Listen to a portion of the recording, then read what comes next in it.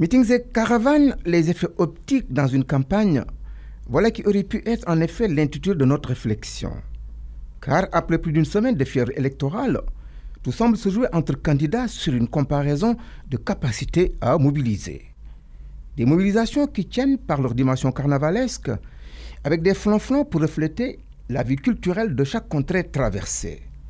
Ambiance bon enfant et animation ne manquent pas de drainer des foules sur fond de démonstration de force pour candidats.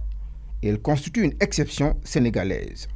En période d'élection, on aime y déceler sans aucune donnée rationnelle les signes annonciateurs de futurs bons scores.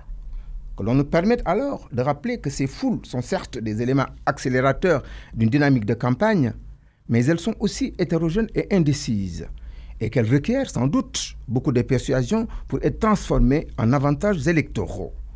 Même si dans sa théorie des foules électorales, le médecin français anthropopsychologue Gustave Le Bon présente ces derniers comme les porteuses d'une faible attitude de raisonnement avec une absence d'esprit critique. Reste à savoir si une telle définition s'applique à la présente campagne, si l'engouement qu'elle suscite chez nos concitoyens est la marque d'une adhésion autour des personnes ou de leur offre si offre il y a, et si, devant une pauvreté de discours, certains de ces prétendants n'en sont pas réduits à développer des litanies de promesses. En tout cas, un sentiment d'exaltation propre à chacun d'eux, au vu des foules qui le célèbrent, pousse à se croire partout en terrain conquis.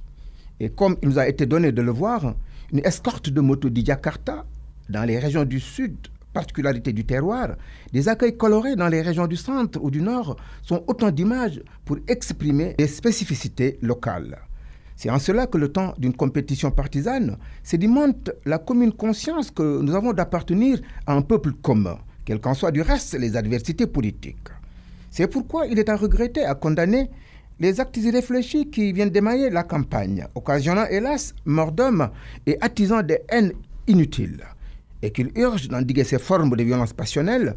Elles portent atteinte à notre éveil citoyen, un éveil que nous saurons traduire en expression démocratique dans les urnes le 24 février prochain. Mais en attendant, candidats et autorités sont interpellés.